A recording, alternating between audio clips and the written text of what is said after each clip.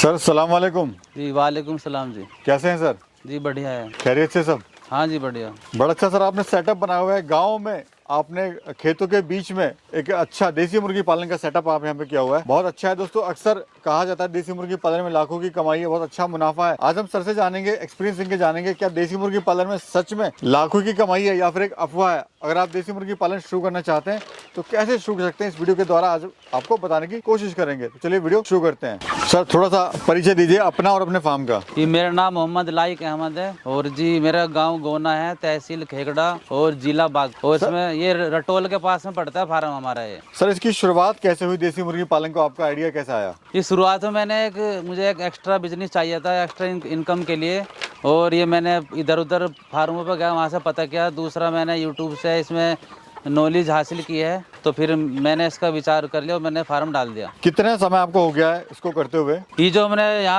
ये जो फार्म है इसको करीब 2 महीने हुए हैं यहाँ पर। ये 2 महीने से इसमें बर्ड डाला हुआ है और पहली 2 तारीख में इसको 2 महीने कंप्लीट हो जाएगा, कल परसों में। ये सर कौन सी ब्रीड है और खासियत क्या होती है इस ब्रीड की? इस ब्रीड का नाम FG है। ये अंडे और मीट पर्पस दोनों के लिए पाला जा सकता है। फर्स्ट तो ये मीट के लिए होता है, और ये ब्रॉयलर और RIR दोनों के क्रॉस से ये तैयार होता है इसका बर्ड। तो कितना समय आपको हो गया करते हुए? ये करीब 2 महीने हो गए हैं करते हुए। तो सर 2 महीनों में आपने क्या क्या उतार चढ़ाव देखे इस फार्म में, मतलब आपने क्या इसमें क्या? ये है, सर्दियों में ज़्यादा खर्च आता है इसमें मेंटेनेंस में, क्योंकि हीट देनी पड़ती है। जी जी जी। तो अभी हमने स्टार्ट ही किया था, पूरा मैनेजमेंट हो नहीं पाया था, तो इसमें हमने गैस ब्रूडर थे और जी इलेक्ट्रिक ब्रूडर थे, इनसे काम चलाया है। बाकी आगे हमारा विचार है जो नेक्स्ट सर्दी आएगी उसमें जो ड्रम होते हैं बड़े वाले को उपले की भट्टी बनाएगा उसमें गफूरी। अच्छा सर, अक्सर देखा गया जो देसी मुर्गा पालन है, मार्केटिंग के अभाव में और अंडे का सही रेट ना मिलने के कारण फार्म लॉस में जाते हैं। जी इसमें यह है, गर्मियों में तो रेट कम रहता है, बाकी अंडे बिक जाते हैं। अगर आप डीलर से लोगे ये चिक्स वगैरह तो अंडे भी बिकवा देता है वो, क्योंकि क्वांटिटी में तो फिर मार्केट में बिक नहीं पाते आसपास। जी जी। तो हैचरी वाले ले जाते हैं उसको, वे उनका एक ही रेट, रेगुलर का रेट होता है उनका। जी 8-10 रुपये में लेते हैं वे। तो सर शुरुआत है अपनी जो मार्केट बनाई हो कैसे बनाई और कहाँ अभी आप सेल कर रहे हो? हमने पहले दूसरी तरफ डाले थे कुछ बच्चे, यहाँ डालने से पहले फार्म से पहले, तो वे हमने फेरी वालों को दिए थे, क्योंकि मंडी वाले ज्यादा क्वांटिटी माल चाहिए होता है उनको, इतना माल था नहीं वो। अभी जो है हमने डाल रखे, होली के लिए डाले, होली पे अब तैयार है, और हमारी मंडी में बात हुई है। वहाँ से मंडी से आप जो है गाजीपुर मंडी में आप सेल कर रहे हैं? हाँ जी, गाजीपुर मंडी है, हमारे नजदीक है, दिल्ली में है। अगर सर कोई अंडे के लिए करना चाहता है या मीट के लिए, तो फायदा किसमें ज्यादा है? देखो, अगर आपकी मार्केट मीट पर्पज के लिए है तो मीट पर्पज के लिए हो जाएगा, अगर अंडे की मार्केट है तो अंडे का करना पड़ेगा आपको। और दूसरी बात यह है, मीट में आप जल्दी बेच दोगे, अंडे में ज्यादा दिन तक रखनी पड़ती है। और फिर जब अंडे 2 साल, जो सोनाली बर्ड होता है करीब 2 साल की लाइफ अंडे देने की उसकी, जो सही अंडे देता है, उसके बाद में जो भी अंडे देने वाली मुर्गी उसके रेट डाउन हो जाते हैं। और अगर आप अंडे देने से पहले पहले इसको बेच दोगे, सोनाली हो या FG हो या RI कोई से भी हो, तो अंडे देने से पहले पहले मुर्गी हो या मुर्गा, उसकी रेट हाई होते हैं। यानी कोई सीजन देख के करें, जैसे होली आ रही है तो होली से ऐसे करें प्लानिंग की होली पे तैयार हो जाए। हाँ, जैसे होली है, दिवाली है, तो इसके हिसाब से बर्ड को डाले फार्म में, उस पर रेट हाई होता है। अभी पर डे क्या कॉस्ट आ रही है सर एक बर्ड पे? इसमें करीब पर डे की 4 रुपए की कॉस्ट आ रही है एक बर्ड पर। 100 ग्राम फीड करीब खा रहा है। अभी अंडा सर दे रही है ये? नहीं, अभी अंडा नहीं दे, अभी 2 महीने होने वाले हैं इसको, 1-2 दिन में 2 महीने हो जाएंगे। अंडे तो ये करीब 3.5 महीने में जाकर देती है, तो अभी इसको हम होली पे निकाल देंगे। लाइव मुर्गा सर कितने का आप दे रहे हो या मुर्गी? इसमें हम 400 से लेकर 500 रुपए तक का एक बर्ड दे रहे हैं, जैसा आदमी लेगा बातचीत करके दे देते हैं उसको। प्रॉफिट कितना आपको हो जाता है इसमें? प्रॉफिट तो अभी ये लोट हमने बेचा नहीं है, अभी इसमें बिकेगा, उसके बाद प्रॉफिट का पता चलेगा। वैसे सही प्रॉफिट हो जाएगा, हमारे अनुमान है। जैसा होली का भी टाइम आ रहा है ना, तो उसमें डिमांड भी होती है और रेट भी आया होता है, तो सही प्रॉफिट हो जाएगा इसमें इंशाल्लाह। अगर कोई सर को शुरू करना चाह रहा है तो शुरुआत कैसे करे और कितने बर्ड से इसको शुरू करना चाहिए फार्म? बस शुरुआत तो पहले जो आसपास फार्म होते हैं, कोई जानने वाला होता है, वहाँ थोड़ी ट्रेनिंग ले। अगर आप इंस्टीट्यूट में ट्रेनिंग नहीं ले रहे तो आसपास के फार्म में जाकर नॉलेज हासिल करें, और कुछ यूट्यूब से भी नॉलेज मिल जाती है, वहाँ से भी आप जानकारी हासिल कर सकते हैं। उसके बाद आप 500 या 1000 बर्ड डाल सकते हो, फिर आपको एक्सपीरियंस हो जाएगा उसमें क्या क्या भाई दिक्कत आती है, क्या नहीं आती है, फिर आप ज़्यादा का काम कर सकते हो।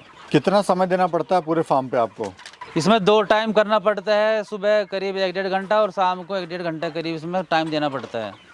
स्टार्टिंग में आपको क्या क्या इसमें समस्याएं आई थी सर? स्टार्टिंग में जब हमारा फार्म तैयार नहीं हुआ था, हमने घर पर रखे थे चिक्स वगैरह, तो उसमें स्पेस कम मिल पा रहा था उनको, भीड़ में कुछ दबकर मर भी गए थे और अमोनिया गैस बन रही थी। हमें ये नहीं था एक्सपीरियंस कि भाई अमोनिया गैस बनती है तो क्या करना है। फिर हमने जानकारी हासिल की तो फिर उनको ताज़ी हवा दी तो फिर नॉर्मल हो गए थे वे। और वहाँ से उनकी जो नीचे की ये कुट्टी है वो चेंज कर दी थी हमने। जी। और सर फीड के अलावा भी क्या क्या इनको दे सकते हैं? फीड के अलावा अगर आपके पास खेती है या फिर मार्केट में से आप पालक खिला सकते हो, हम इनको पालक भी खिला देते हैं। और गाजर है, गाजर के ऊपर का हिस्सा खिला देते हैं। और जी बरसम भी खिला सकते हो आप। जी। और जो मार्केट, जो वीकली मार्केट लगती है आसपास में, तो वहाँ से जो वेस्ट होता है बचा हुआ, जैसे कि गोभी का है, पालक का है, मेथी का है, ये सारी चीज़ आप इनको खिला सकते हो। अभी सर टोटल कितनी लेबर आपको इसमें आवश्यकता पड़ती है?